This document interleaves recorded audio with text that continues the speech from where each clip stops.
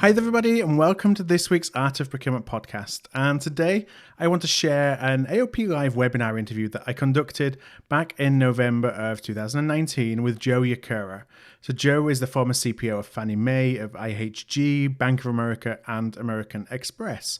And Joe is also the founder at the International Association of Data Quality, Governance and Analytics. And he recently completed the third annual Supply Chain Data Quality and Governance study in partnership with Rob Handfield and his team at North Carolina State University and in partnership with iValuer. And so data is becoming an increasingly important challenge for procurement leaders looking to take their team to the next level. And so in this conversation, Joe and I discussed the findings of the report and most importantly, the actions that procurement teams can take to programmatically increase the quality of their data. The report that we refer to throughout the podcast is actually available right now, so you can go and get your copy immediately. You can do that by going to artofprocurement.com/data report. That's artofprocurement.com/data report. Okay, well, let's go into the podcast. So I started the conversation by asking Joe, why is data quality becoming such a big issue for procurement teams today? As companies are becoming more and more dependent on data, want to use data in a totally different environment where they're actually going to have autonomous decision-making by systems based on the data accuracy, the quality, the relevance, the completeness, the timeliness, the context of the data, etc., are all critical in order to get an optimum answer or a set of directions. Mm-hmm. You see a lot of the companies now, they're being critical of their attempts to use AI. And the AI tools that we have today are truly outstanding. The problem is that the data that we use to train the neural nets in the AI are sometimes deficient or faulty. So a neural net learns based on the data that you provide to us. If the data is wrong, it learns incorrectly, and therefore it projects or predicts incorrect suggestions or outcomes. So this whole idea of data and its role is changing dramatically. That said, some companies are even, in some consulting firms, are even stating that we're in a data crisis. And I'm not sure I want to go to saying a crisis, but we have a serious challenge in front of us. And it's more of I think it's a crisis based on what your expectation is as to when you're going to reach a digital supply chain, right. Complete digital supply chain. If your expectation it's years off, then we have time to improve the data. If your expectation is to achieve this sometime in the next 12 to 18 months, I think most people will realize that that's probably not going to be achievable. You know, you talked about timing, how oftentimes, we want to move quickly, but solving the data challenge that we have isn't something that you should have expectation that it's a quick fix. It's something that is really a long-term, it's you can't wave a magic wand, if you will, and all of a sudden all your data challenges are behind you. That's correct. This is. I'm just going to give you some real high-end statistics from another study, kind of to set the tone, because the procurement function is not alone in this data challenge. So, this estimated that, and this is I'm talking business to business data, not business to consumer, but business to business. It's estimated that on a daily basis is like 2.5 quintillion bytes of data. So the amount of data is phenomenal. No company is prepared to handle that volume, right? Mm-hmm. It says that this study also, the Harvard Business Review, found that 18% of the businesses connect to over 15 data sources in making a decision. Okay? And 9% have no idea how many sources they currently pull from. Right. So people are starting to getting their hands around how do we make these decisions, where's the data coming from, et cetera. In our study, when I get to our study, I identify some of those same issues. We have so much data now that's coming through the IoT, all the sensors that are on manufacturing and logistics companies and freight and things of that nature. It's totally overwhelming. 77% of companies believe that they've lost revenue because of inaccurate or incomplete data. So these numbers are astronomical. One of the things that, so those are studies, and people say, yeah, studies, that's interesting, but kind of so what? Well, I'll just give you a couple other quick examples before we get into our study. The FDA, and these examples I'm going to be giving you are all occurred within the last 2 weeks. So this is something that didn't happen in 2017 or 18, within the last 2 weeks. The FDA announced that there's 120 critical prescription drugs that are in short supply because of poor data. Right. This is crazy, right? 3 or 4 days ago, the Indian government stated that they cannot produce their consumer expenditure survey due to poor data quality. And that's what the marketeers in the country of India use to forecast demand and everything else, right? Baltimore, the city of Baltimore, in the last 2 weeks has identified that they can't keep up with the demand. They have 70 data sets that they provide to consumers, or to their citizens. Yeah. Only 6% are automated, and they're even questioning the quality of those. Right. And most important here, recently, a week ago, the U.S. Air Force said that because of poor data, they didn't realize that they had 120 million of aircraft parts that showed up on no system because the system was siloed. And we want to talk about that later on, about siloed data. So without good data, you cannot have any kind of expectation to really achieve any level of digitization. It's impossible. Go ahead, Phil. Yeah, the other thing I was going to say is, we talked when we did the preparation, it was a story that stuck in my mind as well about, your experience at the executive level within procurement and outside of procurement. You're making decisions on a daily basis and you're making a lot of decisions. You don't really know if the data that is informing those decisions is that you're making those decisions based on good data.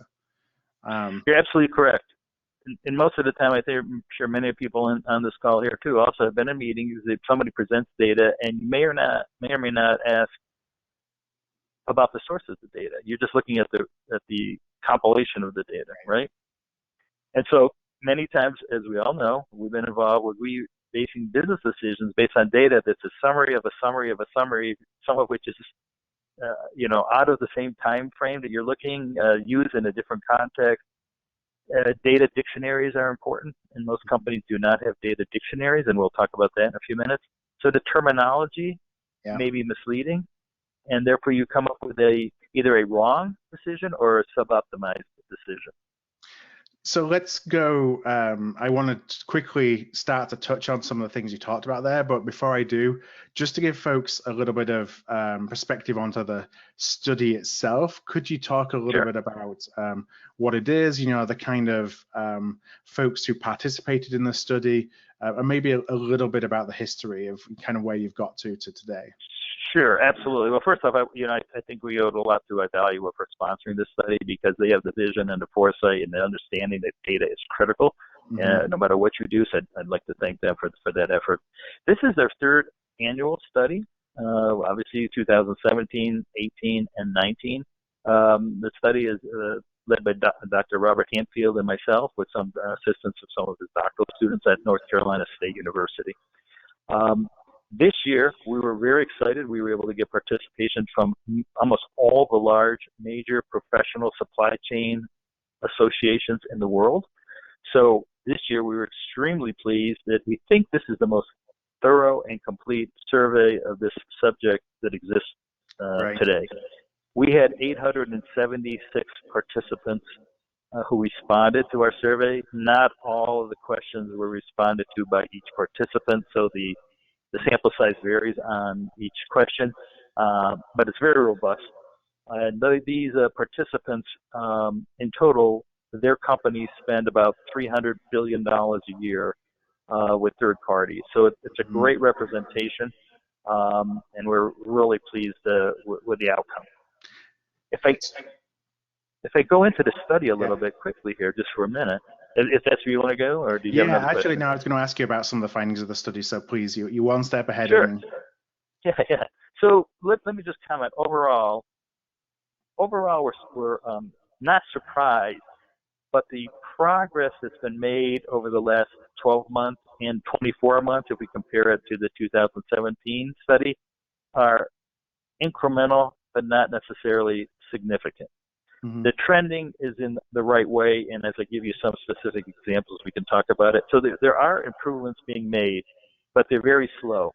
And the procurement function still, in our opinion, lags some of the other disciplines like finance or marketing and sales in using data and cleaning their data. one of the interesting things was, and I'll talk this here in a second with the questions and the answers. It looks like there's an overall improvement in the data quality. So the degree of improvement increased considerably. Our study here shows that last year there was about a 30% increase in the quality of the data, but the overall rating of quality of data is still very low. Right. One of the things that was very interesting too in this year's study is we asked the question, how much time do you spend, what percentage of your day do you spend in looking for data? This is a very interesting trend from 2019 into 2018. In 2019, more than 25%, there's people who spent more than 25% of their time to looking for data was at 16%. Compared to 2018, the people who spent more than 25% of their time looking for data was at 2%. Wow.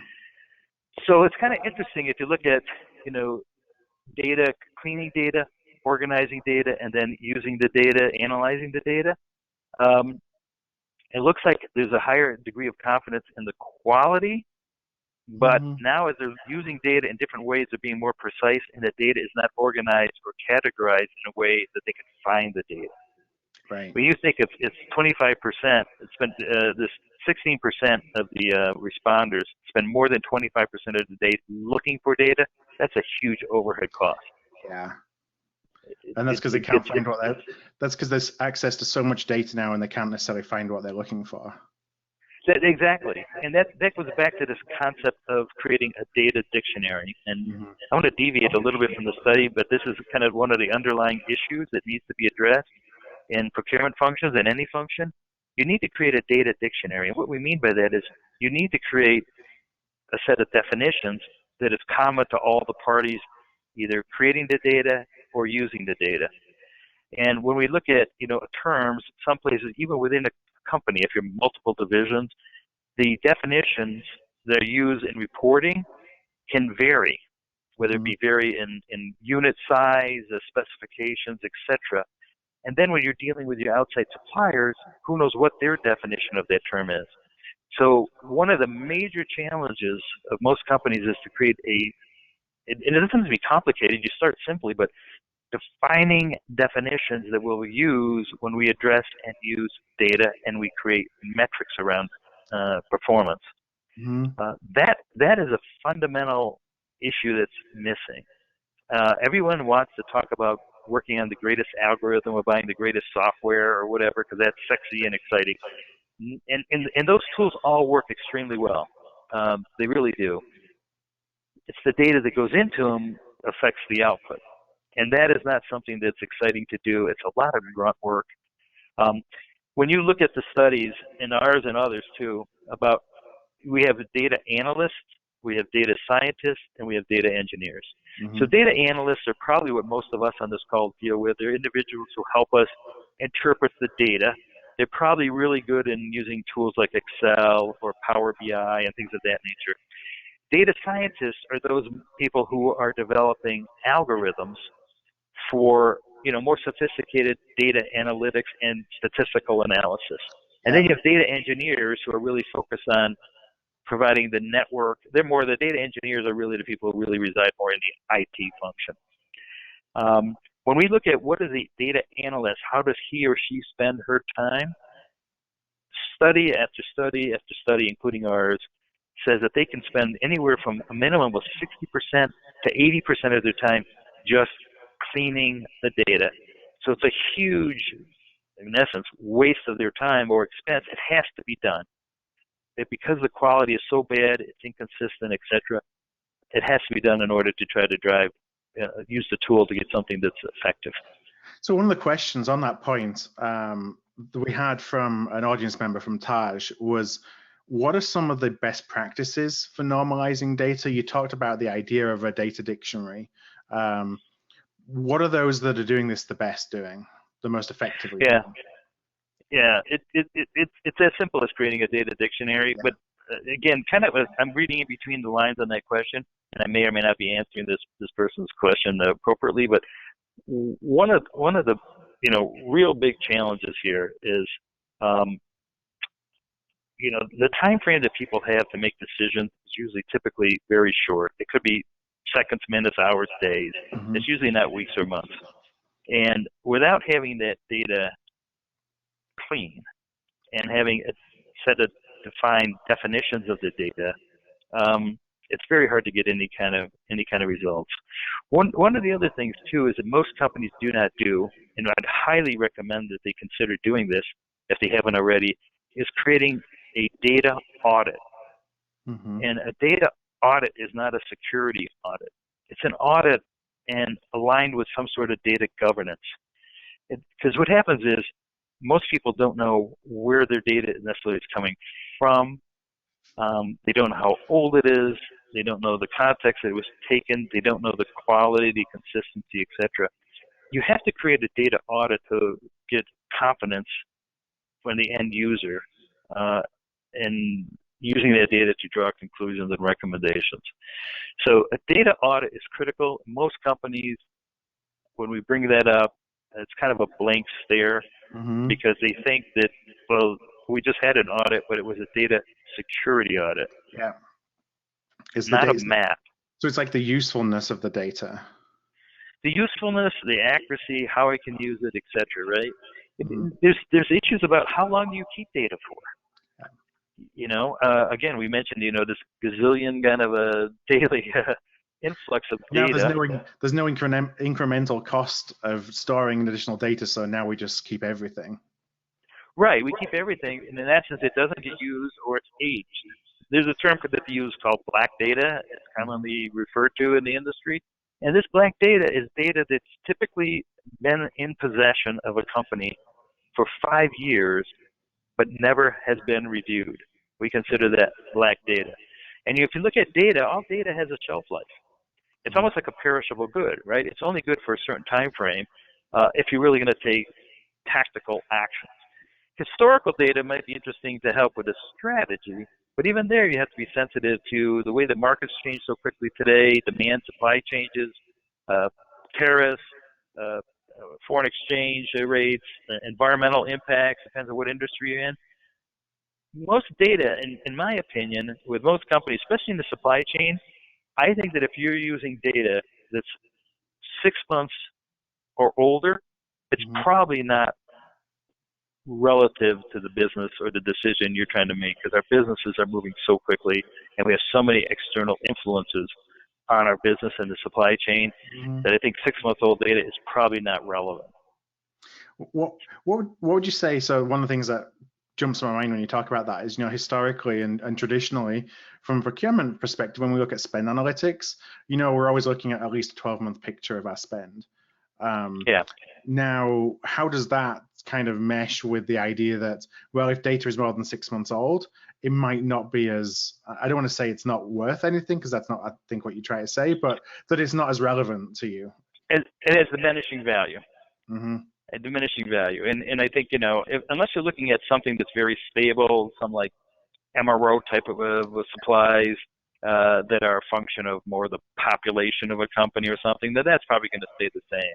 If it's driven by outside dynamics in the marketplace, I think 6 months or longer is questionable as far as the incremental value of that data. We're working in such a high-speed environment today.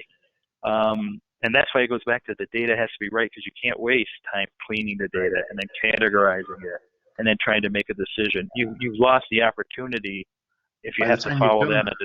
The data is already old. Exactly.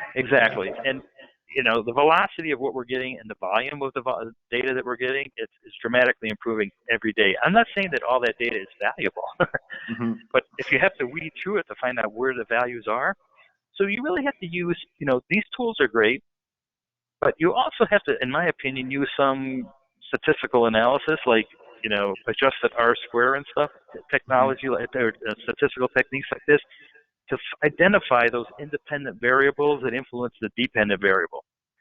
And you have to do some of that statistical analysis of your data first to make sure that you're looking at the right input to make those decisions. And just using conventional R squared statistical analysis, it doesn't get it. You got to use adjusted R because that helps identify and narrow in on those independent variables that really do influence the output. Right. So, no, please go ahead, Joe. Yeah. So there's so much going on. I mean, if we look at our survey, and I'm going to go back to our survey again here because I want to talk about that throughout our discussion here, and I know we have limited time. The question was, are you capable of finding clean data? Only 32% of our responders said yes. 68% said no. That's not much movement from 2018 to 2019 if you compare study to study. On the question of data completeness, only 14% of the respondents said they're confident in the data that they have. And then another question was, so that's complete data. The other question was data accuracy. And again, only 14% said they're confident in the accuracy of the data.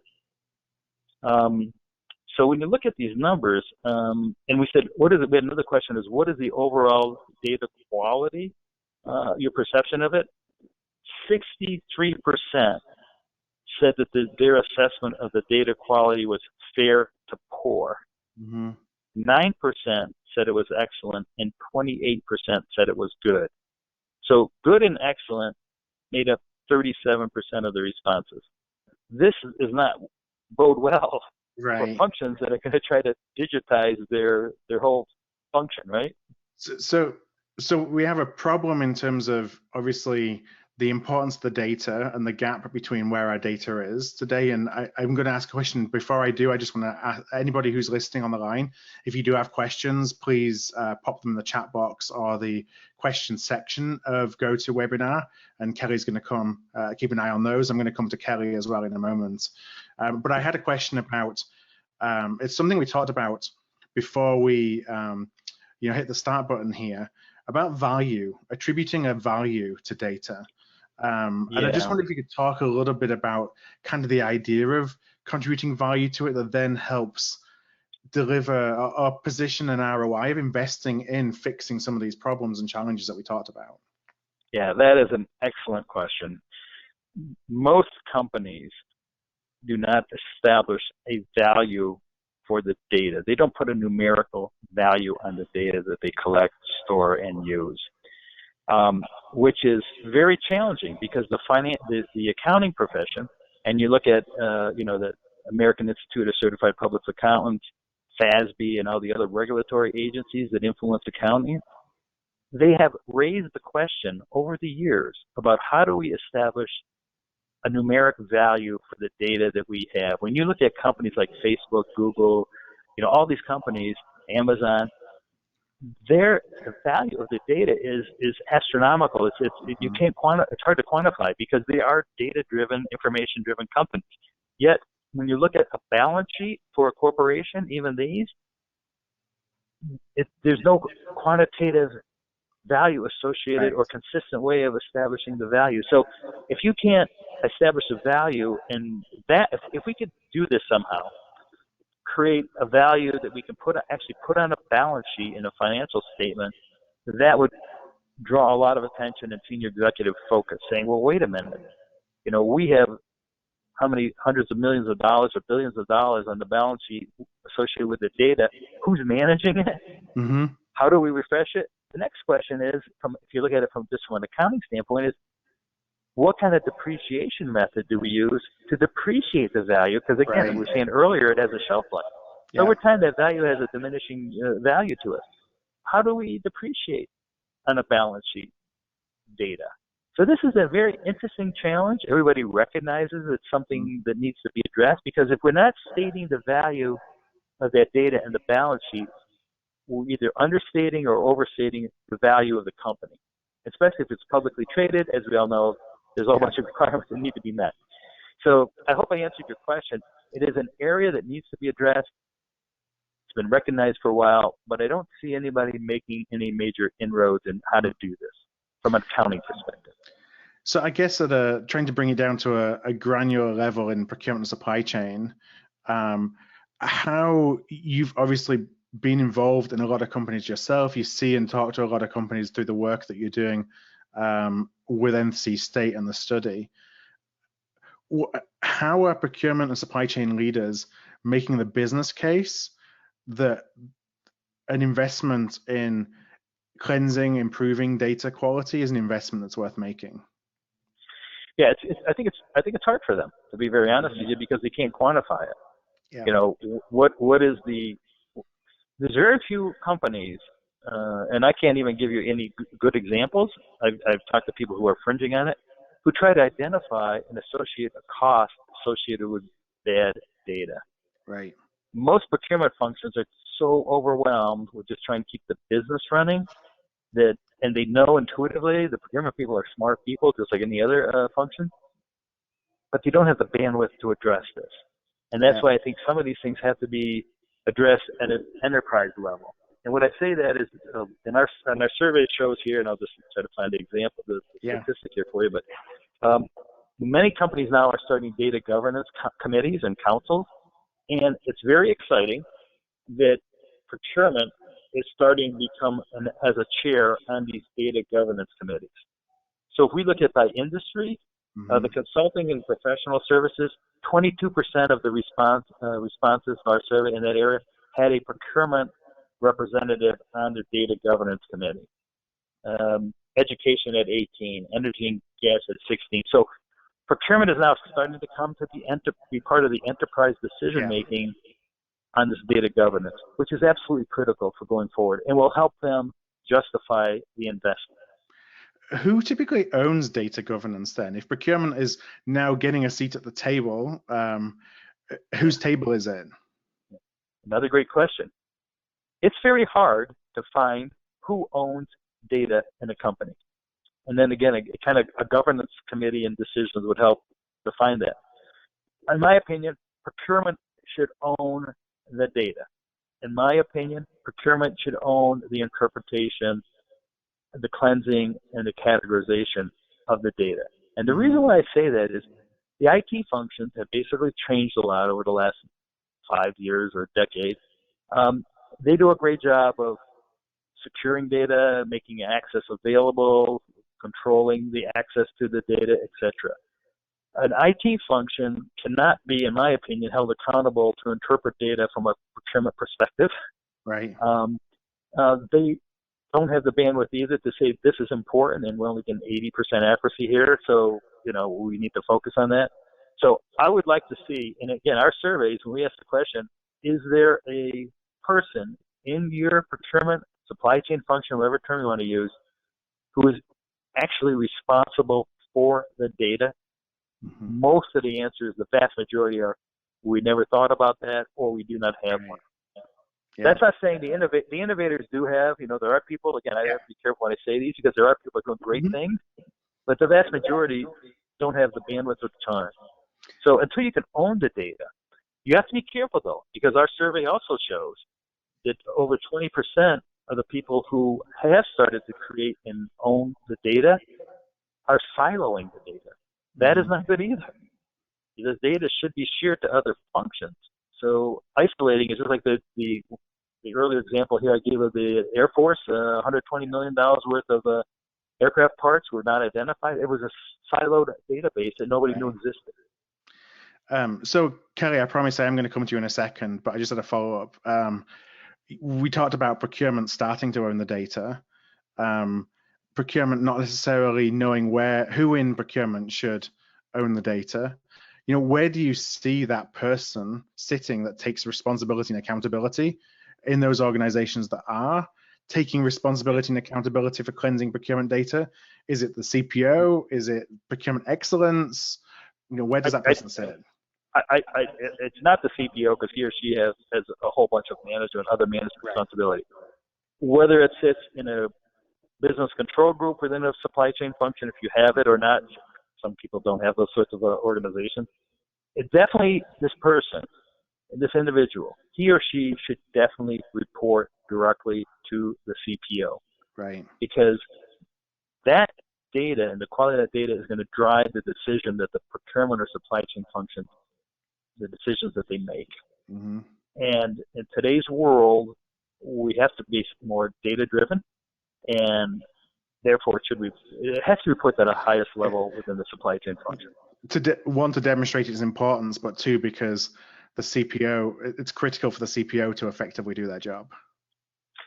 Absolutely, absolutely. And you know, as you go up in the chain of command in any company, regardless of its size or the discipline it's in, you become more and more dependent upon the people around you, and those people need to have good data, because you, in most cases, don't have time to scrutinize the data to the extent you'd probably want to. Right. So again, it comes to a faith credibility issue. Yeah. And that data has to be as solid as possible and as current and relevant as possible. And therefore, you have to have this person, in my opinion, report directly to the Chief Procurement Officer. Okay, thank you. So Kelly, did you have any questions that have come in? I'm sorry I haven't broken to you until now, but I do, as a matter of fact. And actually, it's funny because the questions that are coming in are so on point with what you're discussing in the moment. I'm like slightly modifying the questions here as you pick off little pieces of them. So I think the one of the most pressing questions, based on what you've just been discussing, comes in from Susan. And Joseph, this is to your point about procurement lagging behind the other functions around the management of data quality, partially because we are so focused on the day-to-day and transactions and getting work done, and we just simply don't have the bandwidth to invest in improving and managing the quality of our data. So what Susan is asking is, given that bandwidth is the problem, if we're going to fix the problem, does the solution look like hiring a data scientist or data analyst into procurement? Does it look like a technology solution for improving the quality of data? Does it look like an outside or third-party service provider that can help improve data quality? How do we look to start filling in that bandwidth that we need and closing the gap? Yeah, well, another great question. Obviously, it depends on the company and what they're capable of doing. My bias would be, initially, if you could afford to bring in a data analyst, not a scientist, but a data analyst. Now, this is the lowest level from a sophistication standpoint of data, but you need to start somewhere. So start to grunt force, go through what is the critical data you use, start to make sure it's clean, it's accurate, it's organized, etc. If you have the benefit of using a third party, that will obviously accelerate your ability to make progress around cleaning and establishing some governance. But there's so much low-hanging fruit in most companies that it could be done. You have to do this, though. I don't see this as a choice. I see this as a requirement, because if procurement doesn't advance and the other functions within the companies advance and improve data and use AI and other machine learning tools, etc., procurement is basically going to be left in the dust.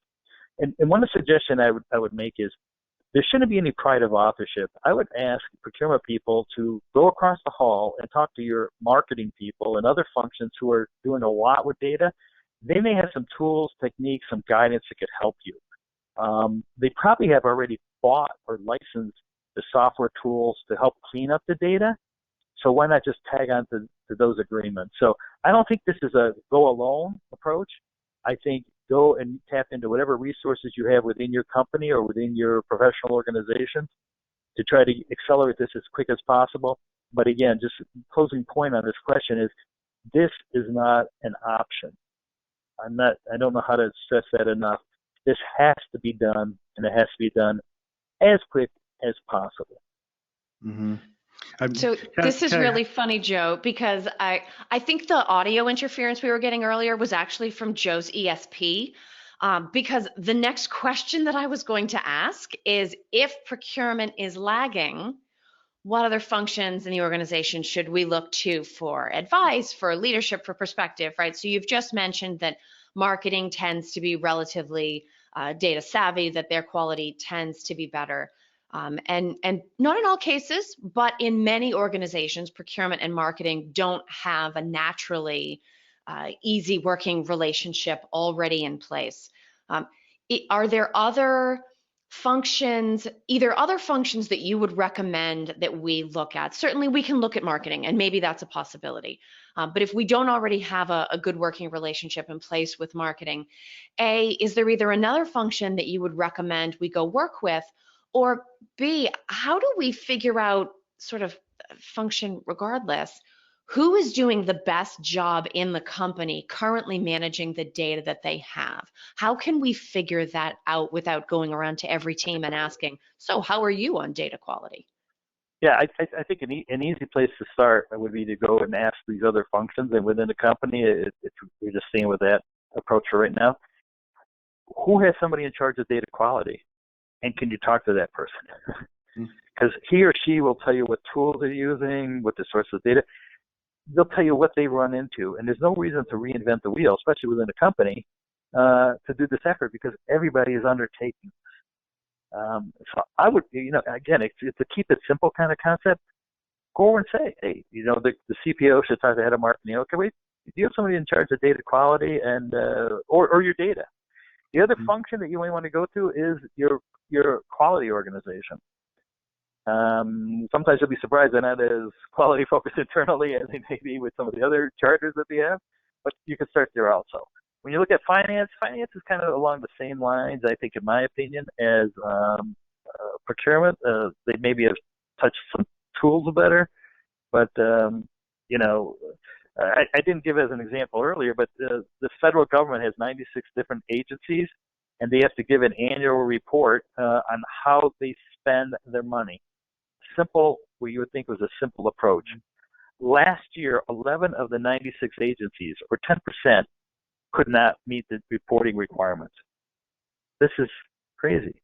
And that's an improvement, because the year before that, it was 24 of the 96 agencies couldn't meet the reporting requirements. So this is not just unique to procurement. It's an enterprise-wide, government-wide, whatever. Everybody's struggling with this. Mm-hmm.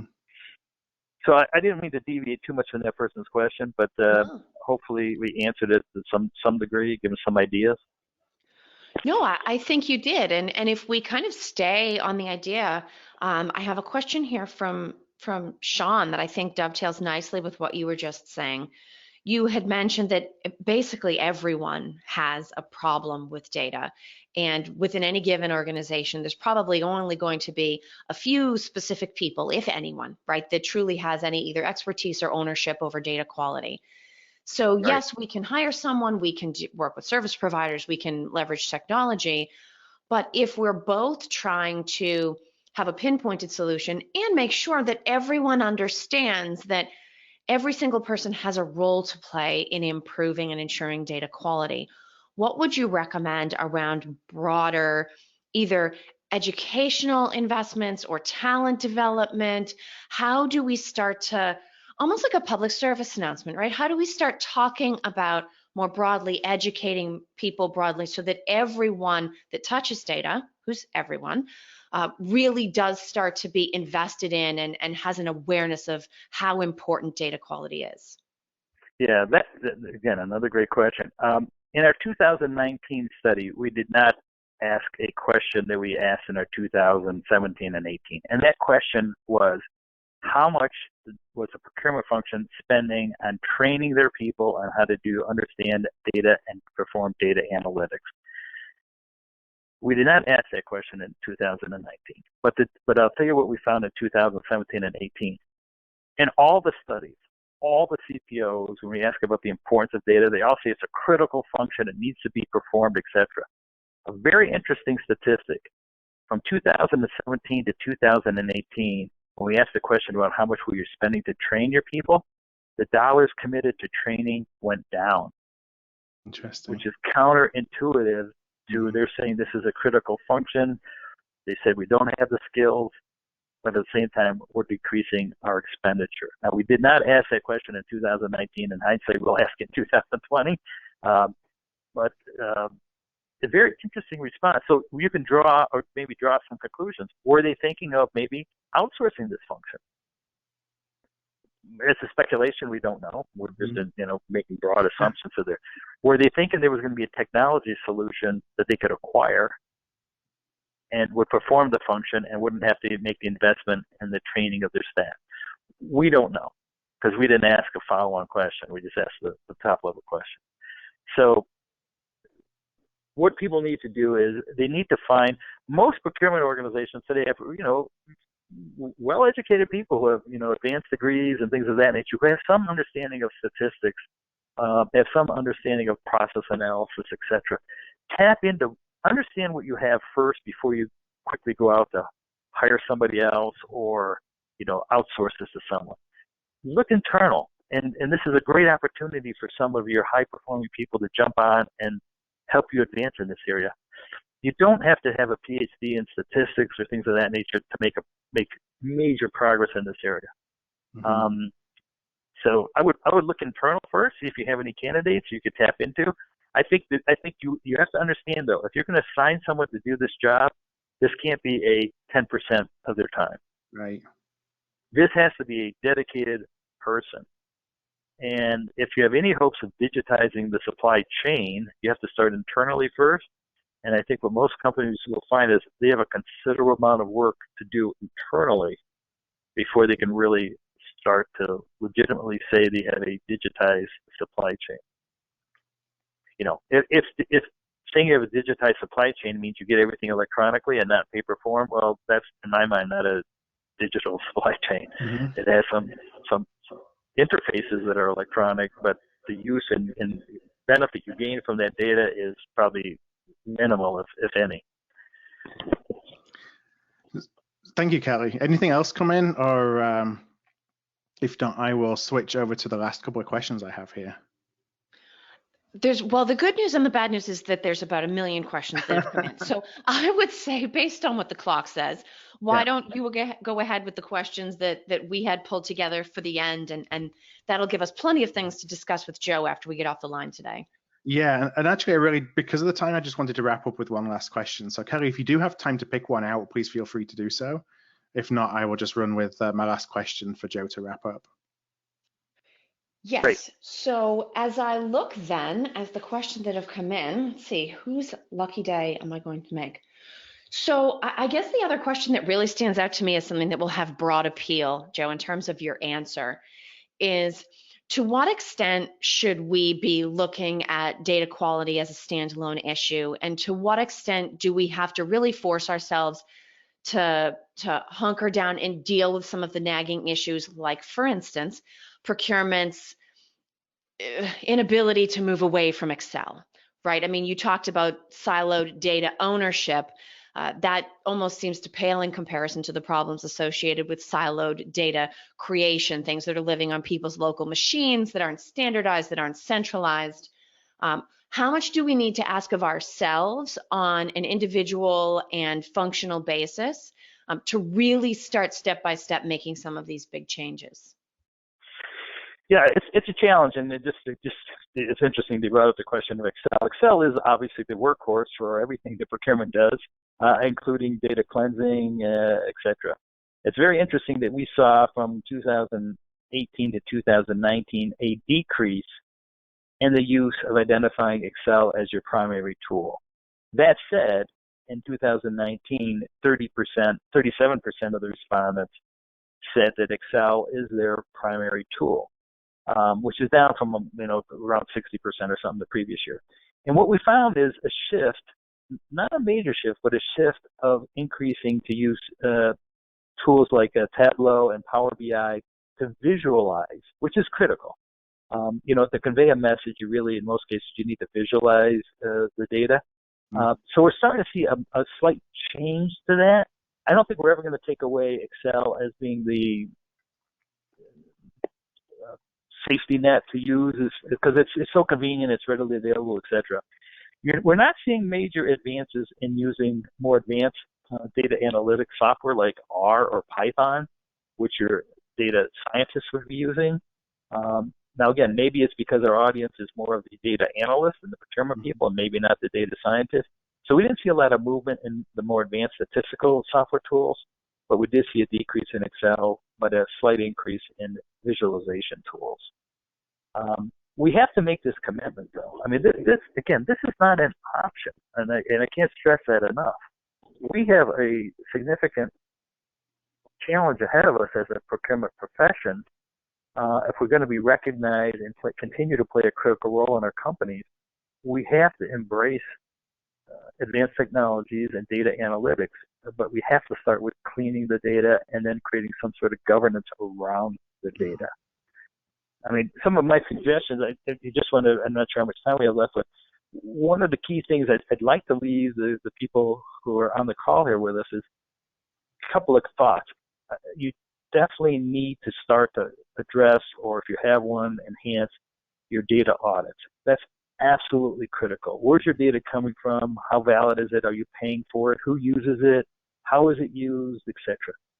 You need to create an internal and external data dictionary. And again, don't worry about having it perfect.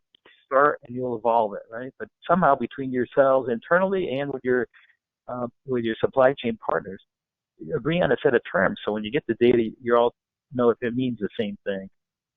You need to develop a governance plan around data aging. How long do you keep data, and how old of the data will you accept being incorporated into a decision-making process? You may set up a guideline. It can't be more than 3 months old, 6 months old, whatever. It can only be from these qualified sources, whatever. You also need to develop a governance plan for algorithm aging, because as we start to use algorithms and artificial intelligence and machine learning tools, if you're at that stage, the algorithms are only relevant to the data set that it looked at when it was created. And many companies create an algorithm and think they're going to sit on that algorithm for a year or more. That is misleading. You have to reassess the algorithm and make sure it still is relevant based on the data that you currently have. You have to make the difference between historical data and transaction data. And a lot of times when we make business decisions, and I think, Phil, I meant to comment earlier, you made some comment, I forget the context it was in, but, we can't make business decisions going forward typically on historical data. We want recent transaction data. You just have to make a differentiation. I think a lot of people say, okay, what are we going to do next year? Well, let's look at last year's data. Well, last year's data may not have any relevance to the decision that needs to be made 6 months from now. We need to obtain, obviously, cleaner data, establish a government, etc. Very interesting. I want to go back to one other thing in our study here. It says, where do you get most of your data from? And only 24% of our responders said that they get the majority of the data from their ERP system, which is very interesting. I would have expected that to be much higher. So the question is why aren't they using more of the data? Don't they trust the data? What is it that it's only 24% of the respondents are using that as their primary source of data in the supply chain? Mm-hmm. Well, I know, Joe, we have come to the top of the hour, and actually you finished off by answering the question I was going to ask, which was some of the takeaways. So there's a lot of really great takeaways that you provided to everybody. I'm sorry for everybody at the beginning where we had the issues with the audio quality, but thank you very much for sticking with us, because so many insights. For attendees, we will, once the final report, the survey is ready for publication, we will send that along to all of you as well, so that you can get all the insights behind what Joe shared with us. Hi everybody, it's Phil here. So as we wrapped up the webinar, I just referenced the data quality and governance report that we previewed. As I mentioned right at the beginning in my introduction, that report is now available. You can get your copy by going to artofprocurement.com/data report. That's artofprocurement.com/data report.